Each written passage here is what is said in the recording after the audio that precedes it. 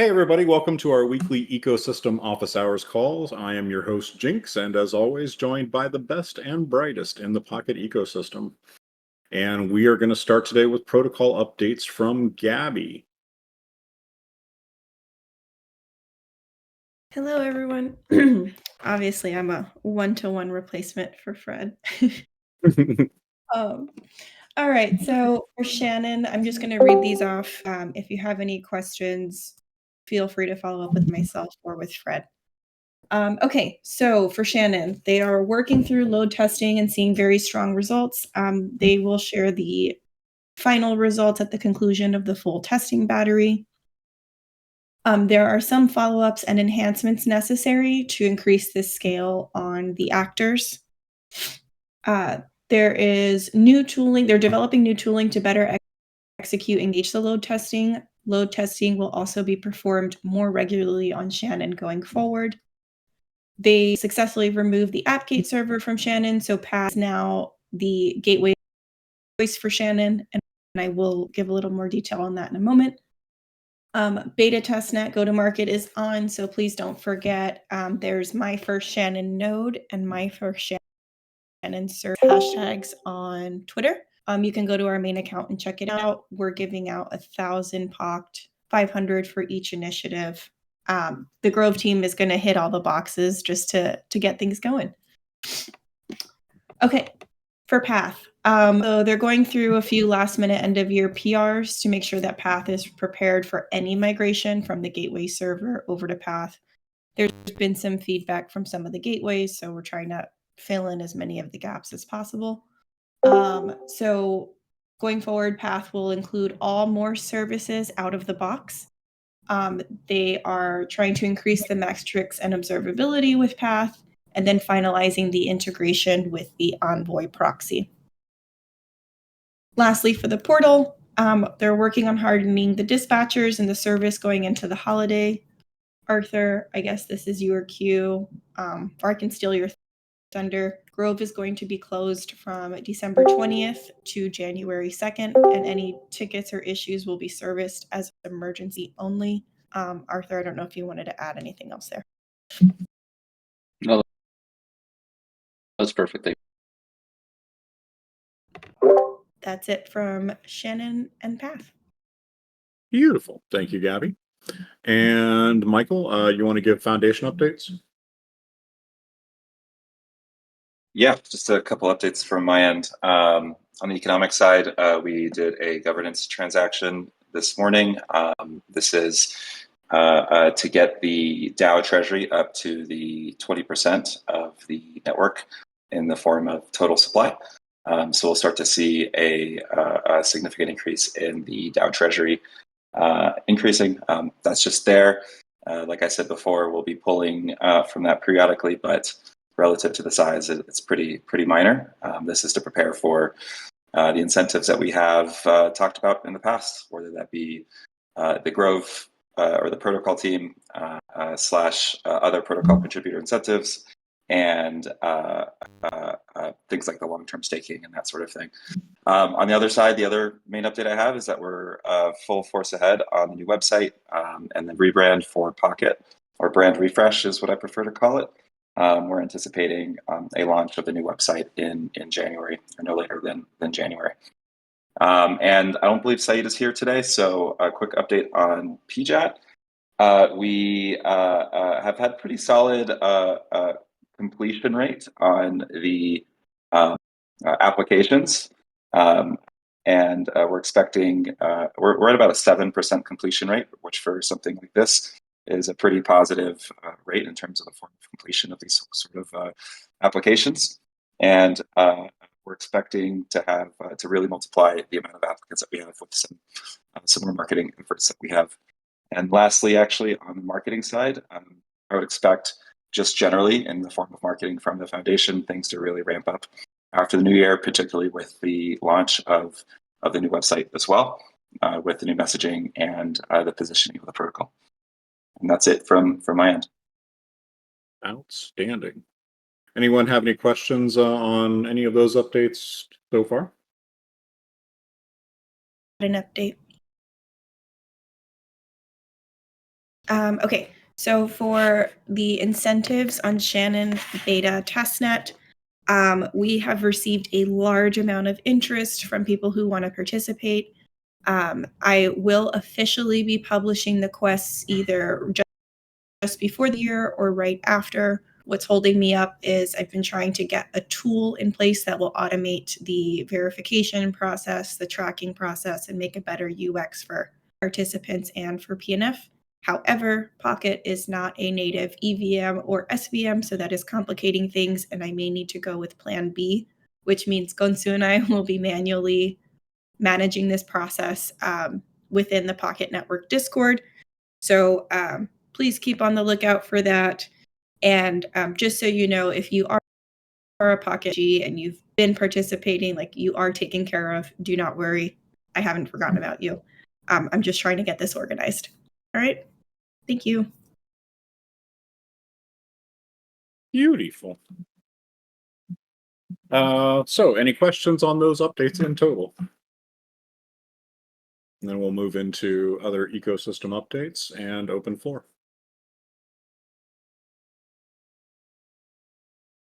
Will there be an ecosystem call next week? Good question. And I believe, let me pull up my finger here. Christmas Day. So, Oh, yeah.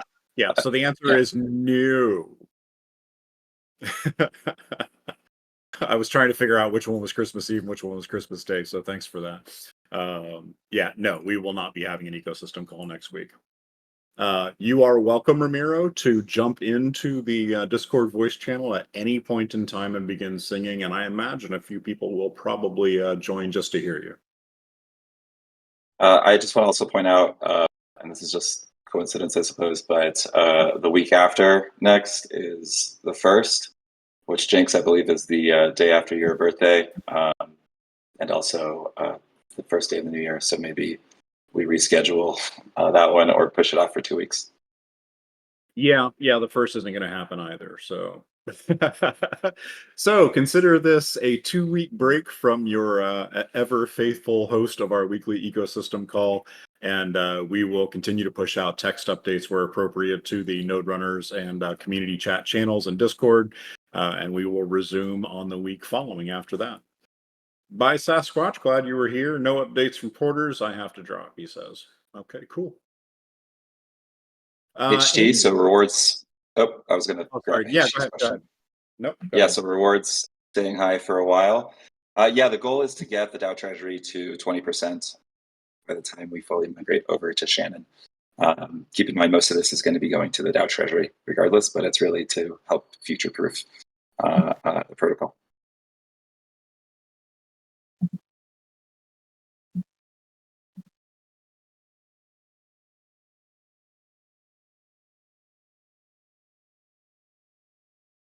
Beautiful. I'm happy about it. Yeah, you and me both, brother. Gotta say, not unhappy at all. Okay.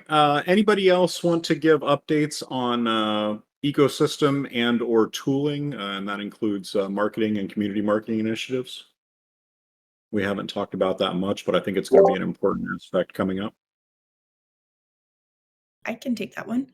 Mhm. So there's a couple of things that are in flight. So originally, Mike and I were talking about repurposing the Compare Staking Services website to replace it for a more node focused website, publishing like the rewards per chain.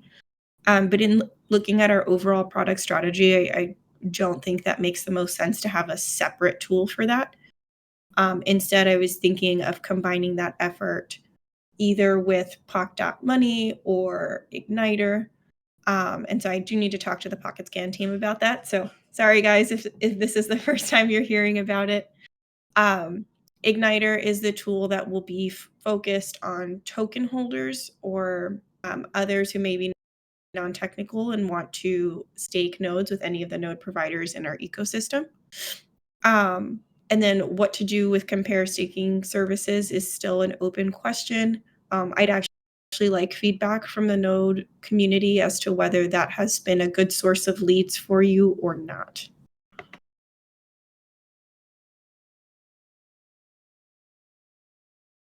I see a whole bunch of folks typing now.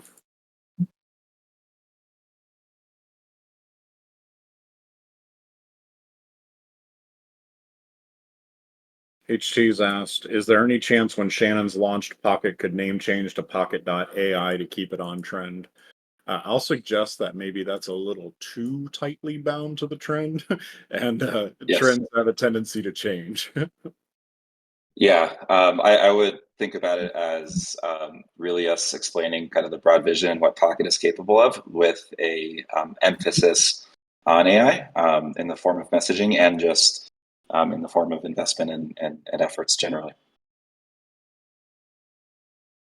But I don't want to be just hopping on trends just because they're trends.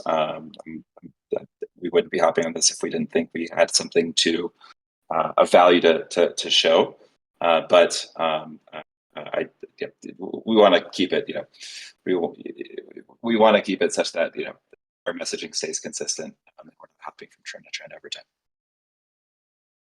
Yeah, and Gabby's mentioned we could have a subpage with Pocket.ai. I mean, if we can get that domain name and point it to a specific resource for people who are operating decentralized AI chains and want to use decentralized services to power them, that's, I mean, a fantastic approach to a specific marketing question. I definitely don't think we want to make it our entire brand identity, though. Will you pay for real marketing soon now that Dow Treasury is heavy with a clear goal to prevent price destruction? That's quite a way to frame that question. But Michael? I can say that we've allocated a very significant portion of the foundation budget for marketing specifically, particularly ramping up starting in January.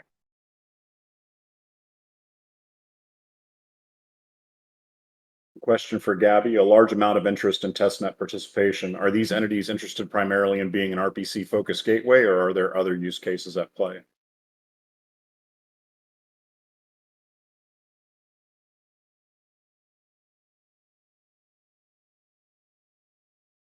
They were mostly interested in being validators. I think somebody dropped the link in an airdrop chat. Yeah, I'm going to suggest that chances are we probably don't want a bunch of random folks running validators without having some general interest in the actual health of the network. Are you guys just waiting to get the timing right with marketing, aiming for a price run, late bull run? As a snap, a hip level response to that, generally trying to do a marketing push during the month of December is just wasted effort. We're better off waiting till after the first. But Michael, Gabby, if anybody else wants to answer that. Yeah, I think the big push is related to the repositioning of Pocket primarily. Done a pretty decent push with PJAT, but with I think the new messaging and positioning of the network, it's all systems go. In terms of timing, it's also just ramping up, finding the right people, and getting the broad strategy lined up with the new messaging and everything as well. See another question here from. Oh, go ahead. Well, the follow-on question: what marketing activities are starting in January? Yeah, like I mentioned before, it's a big focus on the website, and we'll also be doing a big push with a lot more content, bringing on some more KOLs and this sort of thing. There's a lot of things to brag about, particularly related to the work that the Grove team is doing, the work that the PocketScan team is doing, the potential folks for PJAT, and a whole bunch of other things. So that's really kind of the thinking there.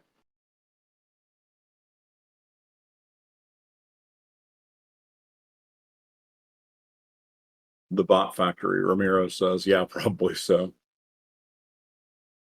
Braddock's typing.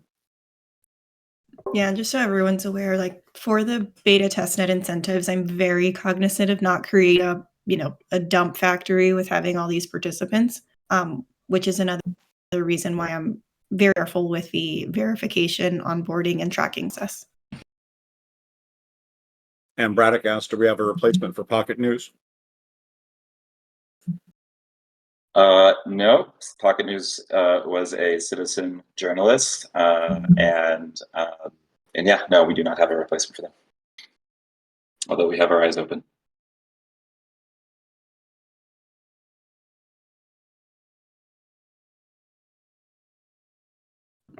I think we Miss missed a Kitty, question. I'll get your. Yeah. Any comments on tokenomics post Shannon new name chart? There will not be a new name for the token. In an ideal world, we don't have a new chart either, meaning we don't have like Pocket Classic or versus new POKT. I think the right frame of reference here is something like the ETH migration from old ETH to ETH 2.0.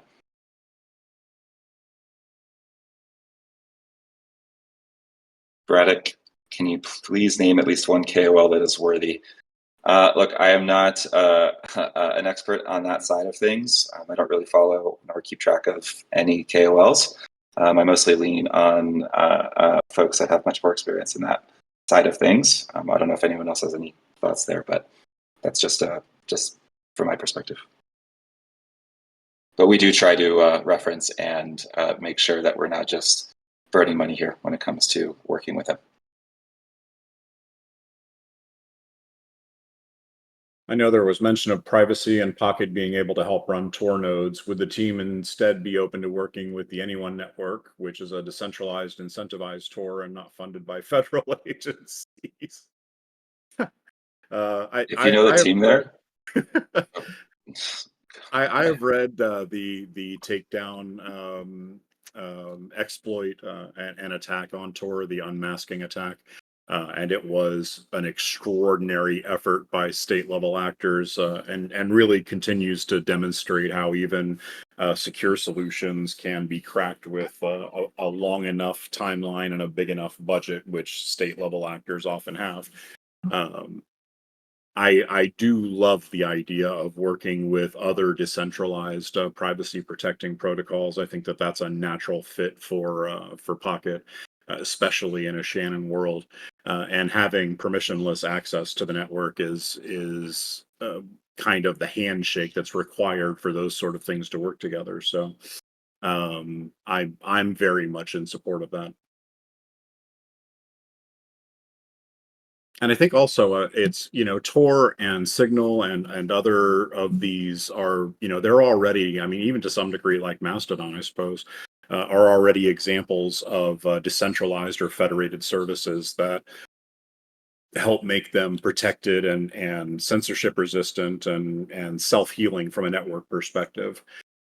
So I think all of those use cases, when we start looking at open data as a broader consumption route for relays on the network, any of those types of examples are ideally a good partner target or customer target, depending on how you want to look at that.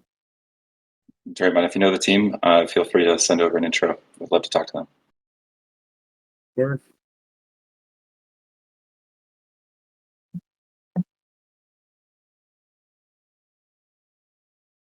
How do you track the cost efficiency of paid KOLs? Who's responsible for that task? Who are the folks as you call them? These are all like, street level detail questions, I suppose. The higher level answer is that that's being managed through a paid service that specializes in that sort of thing. So I imagine that the results of that will be part of the various reports that are published by the foundation. Any thoughts on that, Michael? Yeah, we always ask for data, like always, for any KOL that I've ever spoken to. For example, click-throughs. It's pretty hard to track, like, KOL to activity on an exchange and that sort of thing. In my mind, KOLs are very much let's call it brand building exercise. One piece of data that we do, I think, is important to track, for example, is let's call it mind share, whether that be on X or elsewhere. Meaning, like, let's call it mind share within like the DeepIn narrative or AI or infrastructure, these sorts of things.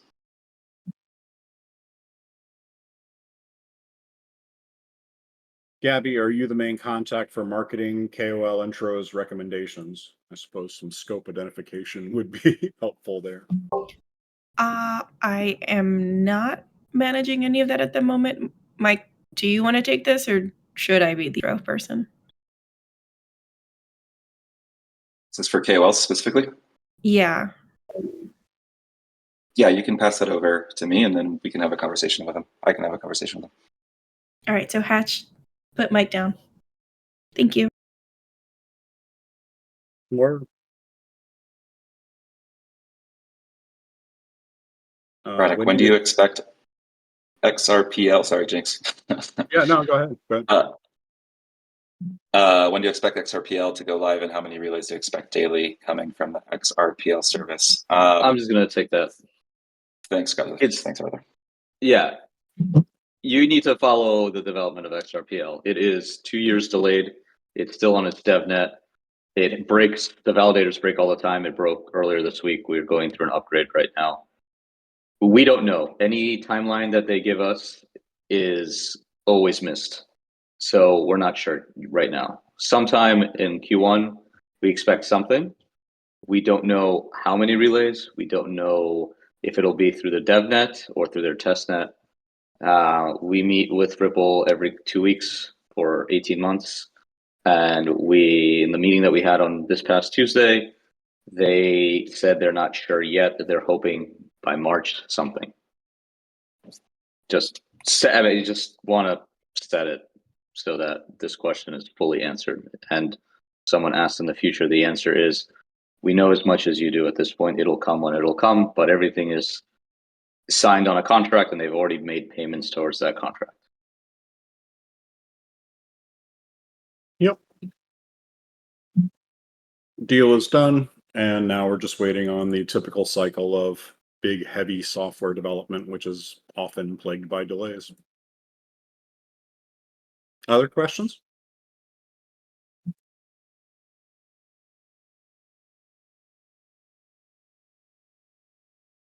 Sure. Regarding the traffic, we have had dispatcher issues twice a week. We're trying to prepare the dispatchers for the long weekend so we are not disrupted.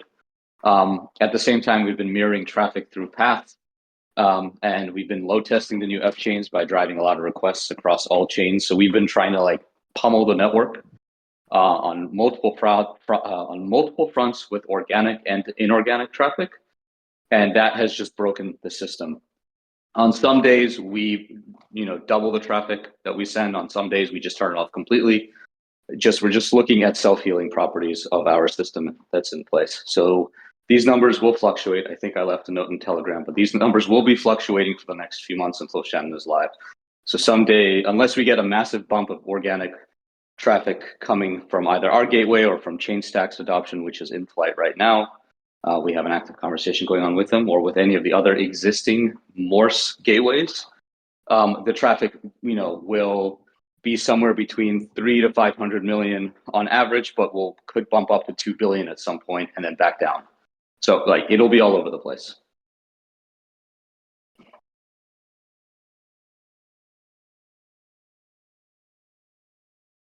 Tim says, I guess since this is our last meeting for the year, I have a question. Jinx, Mike, Gabby, everyone, what is the thing that you are most excited about for 2025 Pocket related? Shit, I mean, for me, it's 100% Shannon. It's been a very, very long time coming that we have fundamentally solved the permissionless side of things. That has been a thorn in our side through multiple issues, from adoption to dealing with the tornado cache fallout to any number of ways to point at the network, and really to point at the single biggest problem in centralization of blockchain across the entire segment, which is that it's always centralized at the UI. DEXs are centralized at the UI. Whatever service is hosting that interface is generally subject to some sort of authoritarian oversight. And the idea of having a truly permissionless backend that allows for syndication and access of data across blockchain that's been the promise of blockchain since it was created.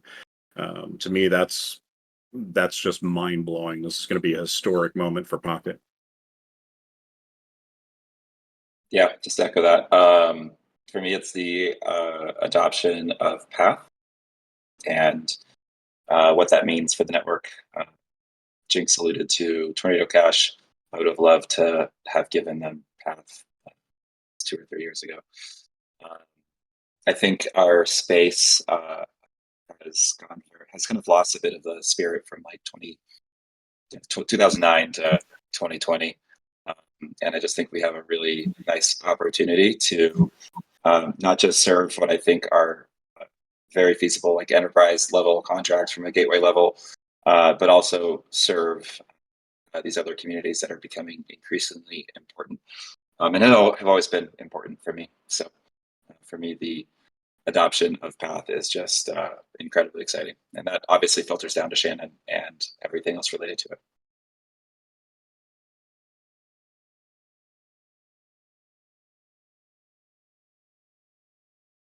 I would say on my end, it's basically it's everything that was said, but the fact that for over a year now, I've been wanting to reboot the entire network from scratch, and the fact that we started doing it a month ago and are now going through the entire process of getting the best level of node runners, getting really good quality of service, getting decentralized demand up and running. And the fact that Shannon itself, which was rebuilt 3 times, right? This is like the third iteration, the one that's actually in testnet, is not the initial version that Luis was building, not the one that was going to be a roll-up, but the one that is built through the Cosmos SDK. So a version of the roll-up, but not. That itself is a complete 0-to-1 innovation because it is not something that just handles RPC requests. It is something that is basically its own new algorithm, its own way of thinking about the world. It is a verifiable counter, which is what Olshansky calls it. There is a whole innovation around relay mining. There are probabilistic proofs, which I recall a very funny drunk conversation at a rooftop when Olshansky had the innovation and he was just like blurting it out of his mouth to me. And I was trying to follow along 2.5 years ago on it. So I'm just very excited to see all of this being rebooted from scratch, having been around from the very beginning in one capacity or another. And to be where I am right now here, seeing this come to life is very exciting for next year. Lastly, +1 to what everyone else said, but really I want to see the energy come back to the project. I think using Shannon and Path as a refresh and a new launch pad, I want everyone to be excited. Like, I want to see people talking about Pocket again. Like, I really just want to see us win and get recognized for all the work that we've done in creating this category. I could not agree more. I don't know how many times I've heard someone say, Jinx, you're going to have the biggest ass told you so. And I am sincerely looking forward to that day. I've been a believer in this project since before I really deeply understood how it worked. And it's been a long journey since then. And I've often described Morse as being, the world's largest, longest public open beta, really creating a marketplace for something that didn't exist before and proving that the need for a decentralized backend infrastructure actually existed to the point that real companies were willing to spend real money to have that as a product. All of the things that other people have now basically tried to use as their own launch pad or to create similar or competing services. All of that path was opened up by Pocket. And the fact that there is an actual blooming marketplace of these types of services now is proof of the ground that that Pocket turned along the way. So I am very much looking forward to it taking its rightful place both in the industry at large as a well-recognized provider, but also, of course, in the market reflection of its value.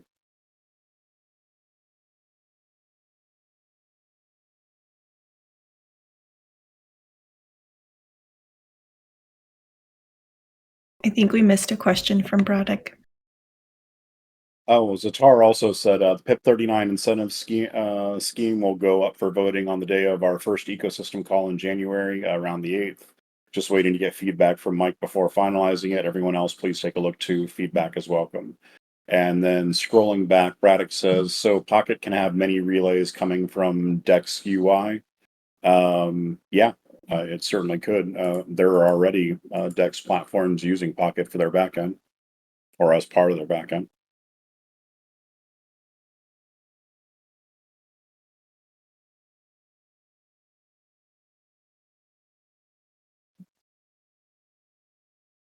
So Tara, we are early enough in the call. If you want to, make a general statement about the proposal you've put up, then feel free. Sure. Why not?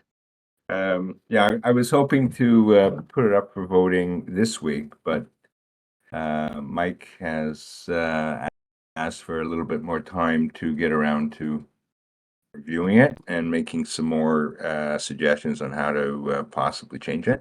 But I can give a sort of a quick overview of what it does. It preserves most of the incentive scheme that rolled out together with Mike's PIP 38 proposal. But the biggest change is that it gives the DAO the final say on how to spend its money.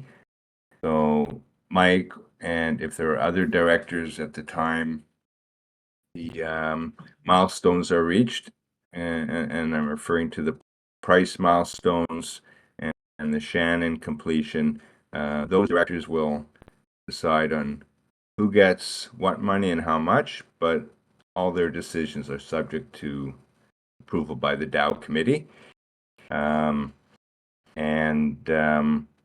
That's the big one. And what's so important about that is it preserves decentralization. And from my understanding, that's pretty important for getting a tier 1 listing. And also the other big benefit is that it will prevent conflicts of interest where PNF decides on how much money to give itself without any DAO oversight. Yeah, so I guess the other big change that the proposal will introduce is that for the distribution of the funds or the rewards for reaching the price milestones, there will be criteria on eligibility, and these criteria will be published. So the process will be fair, transparent. This will guard against bias and arbitrariness. The risk assumed by contributors, including Mike in particular, will be a big factor in determining reward allocation. So the foundation will decide how to distribute the rewards, but the committee will have to approve. And the way the proposal reads now, there's a maximum reward per person of 20% of the total reward package, but the committee can increase this amount. And the price target rewards will be paid to foundation directors, developers, marketers, everyone who's had a positive impact on the Pocket Network price and network fundamentals, such as tier 1 exchange listings, increases in exchange trading volumes, etc. And anyone can apply for reward, but the foundation will review the applications and make the decisions, again subject to approval by the committee. All reward recipients will have to pass KYC, and as was part of the initial proposal by Mike, all payouts will be locked for 4 years from the date of receipt, with 25% unlocking each year after that. And then within 14 days of the passage of the proposal, anyone interested in sitting on the DAO committee that will provide the oversight for the spending of all this money will have to self-nominate, and then there'll be a vote by the DAO on whom to appoint. And for each reward event, committee members will be paid for their work at the rate of $100 an hour. And it's anticipated that upwards of 30 hours will be required in total. 30 hours of work each reward event. That's pretty much it. Please take a look at the proposal and provide feedback. Any questions about that?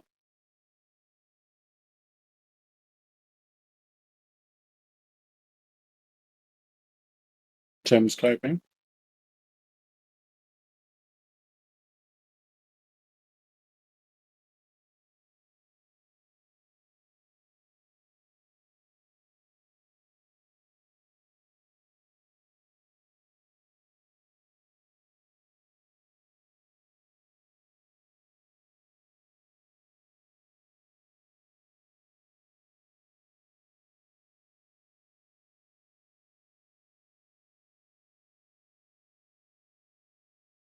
So Tara, what is the current process for the allocation of funds? Mike's discretion, or is there an existing process? Well, the process that was put in place by Mike's proposal gave Mike, well, not just Mike, it was actually the foundation, which was anticipated to have 3 directors. But from 3 now, we're down to 1 now. So he had discretion to divvy up the money. He still has that discretion, but it's subject to DAO oversight. So Mike and any other directors who may have onboarded at the time will make a decision on who gets what and how much. But the board, the committee of the DAO committee will have to approve the decisions. And where there's any disagreement, there'll be some negotiation or discussions between the committee and Pocket Network Foundation. And Tim follows on with committee oversight, not total DAO, right? And that is correct. It's a committee. It's a committee, correct, but it's a committee representing the DAO's interests, and the DAO vote on its, who sits on the committee. And it can be a different committee, different members for each reward event. That's all in the proposal. And up to 3 members. It might be 1 if nobody else gets nominated or voted upon, but there's got to, hopefully 3 people will self-nominate. I've always been a fan of the trustee model of representation. But does this accord with that? Yeah, no, it's exactly that. It's electing trustee representatives to act on the behalf of the represented entity.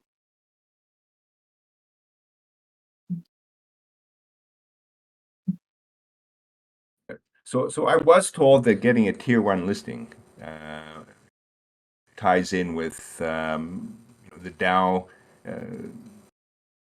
maintaining control over its treasury and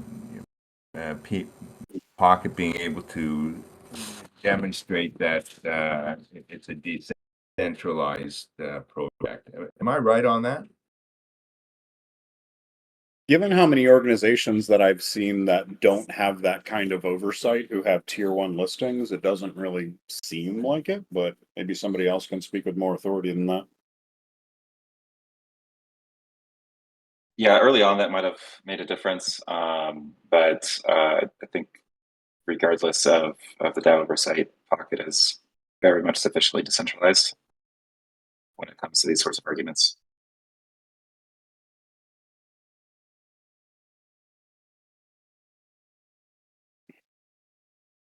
Any other I would follow-up? say we've been listed on exchanges since we dissolved any power that the DAO had, so it's absolutely not necessary, especially because a lot of tokens that get launched don't have a DAO or a foundation or are completely just centralized or have no one, and it's just totally anonymous. Yeah, meme coins have been listed all over tier 1 exchanges that have one, shitbird dev creator who launched a contract, and that's it.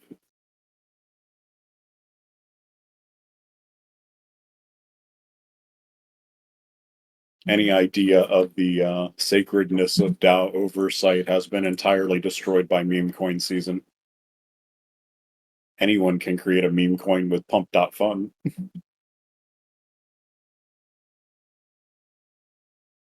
HT asks, is PNF still interested in smaller exchange listings? Yeah, and our response, we aren't paying for them, so if they want to list us, they can. I don't know about anybody else who's done any mod work in crypto communities, but Jesus Christ, I get 100 new messages a day from, justmadeitup.com exchange, who wants us to pay, 50 grand to get listed on their $10 volume market. It would be great to have more self addition. I mean, it's, when Upbit listed us, it was without PNF being directly connected to that marketplace at all. That was a surprise listing by them. So it would be nice to see more of that.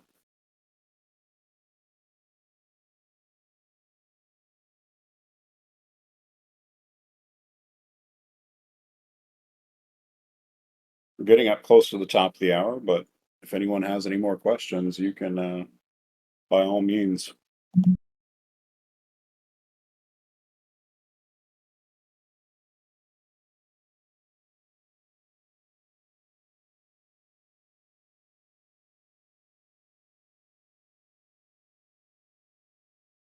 Any idea if and when Sol is getting added to multi-chain Pocket?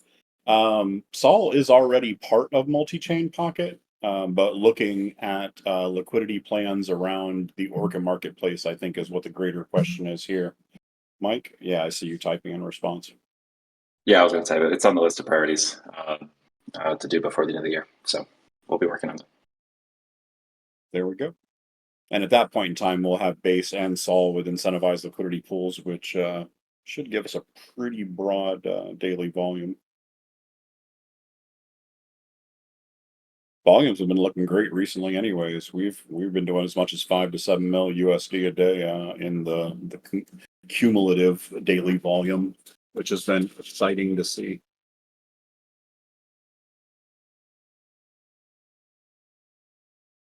Any other final questions before we close out?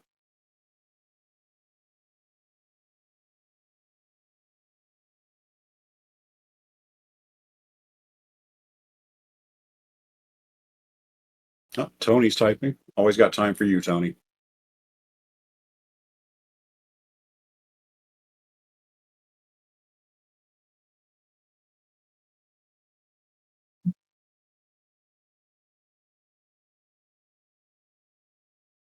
Community call doesn't seem to be as fun as what it used to be. I'm sorry. Damn it. Why do we have to close it out with a complaint? I will say this, it's nice to have some structure around updates and such.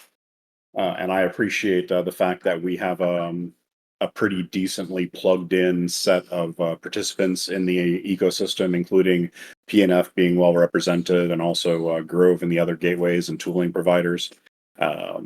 I will rack my brain to come up with more fun things to do. Maybe we can do like some animated GIF competitions or something along that line in chat. But sometimes the work of infrastructure is just boring, and boring can be the right thing, especially when it's boring. We're hitting our deadlines and turning in the improvements on time. I will consider that heavily, Tony, though.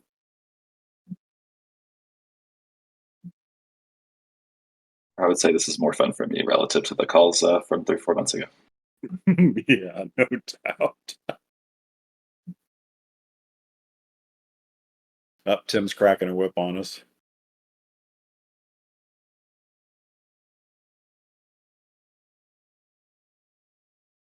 Yeah, this is shoot, this is, I think, 21st, 22nd, 23rd, 24.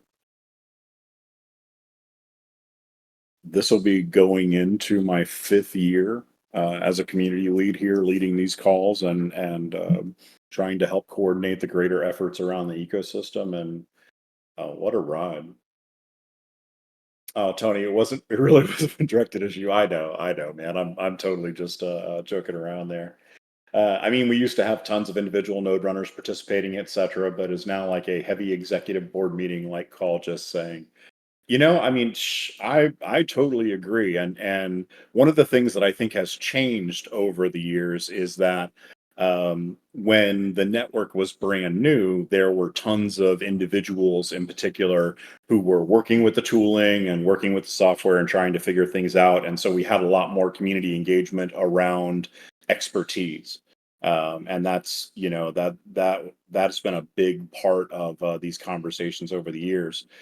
Having folks like Ramiro and Blade and Ben Van giving technical presentations and tutorials and such.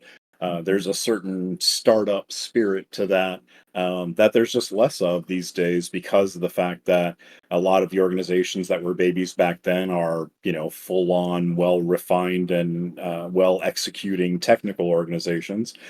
Which is less of that how do I do this kind of feel. Almost everybody knows how to do it now.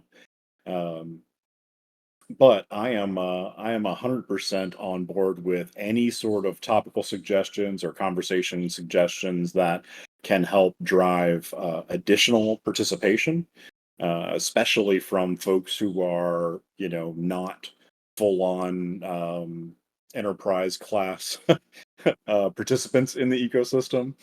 And because of that, I especially appreciate like HT and Miss Kitty and Tim driving some questions on a regular basis.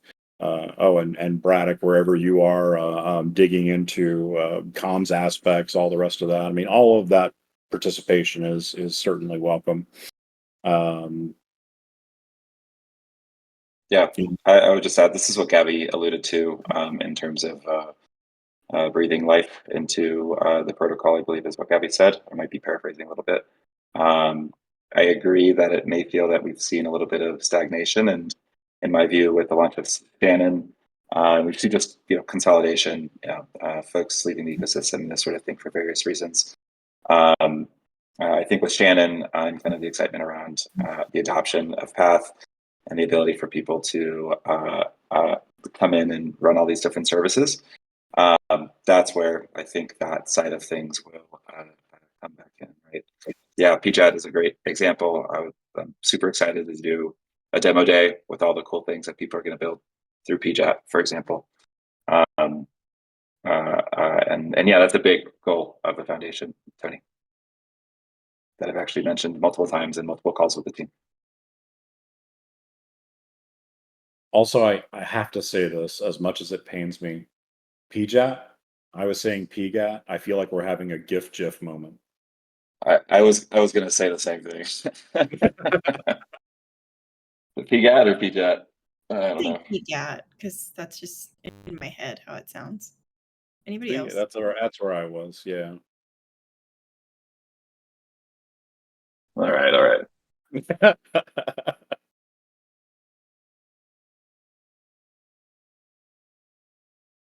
And some follow up with Tony and Tim. We might as well ride it out through the full hour. It's the last meeting of the year.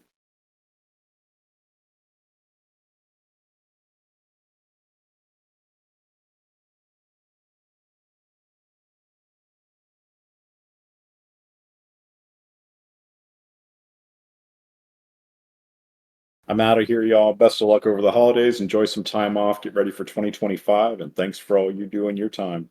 Big same.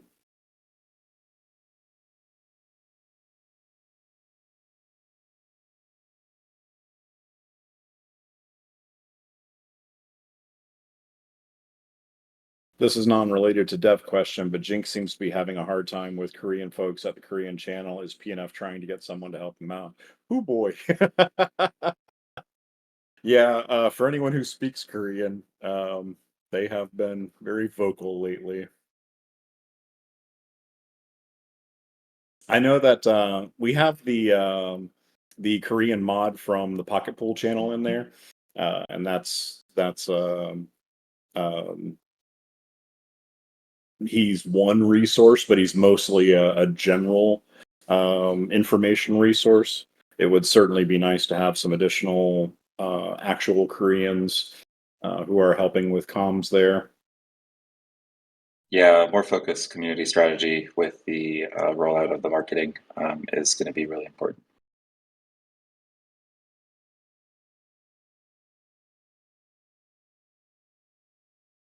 And I'd love to see, if anyone knows or is interested in this themselves, I would love to see more native speaking community channels in non-English regions, just in general. If you're the kind of person who is a community builder and wants to represent, where you're from in the Pocket Marketplace, we would love to help support that in whatever way we can.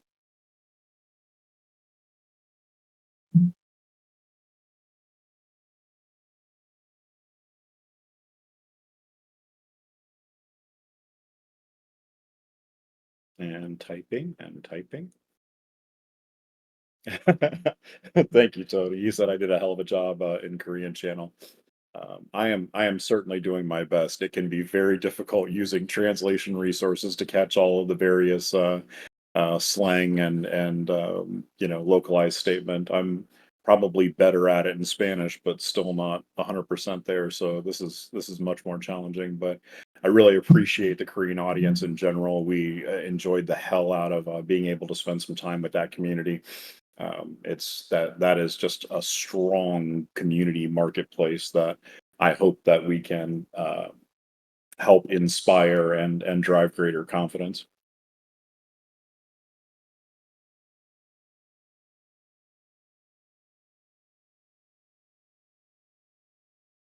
All right, looks like we are wrapped up for this week. I will see y'all again around January 8th on that Wednesday or whichever day that might be.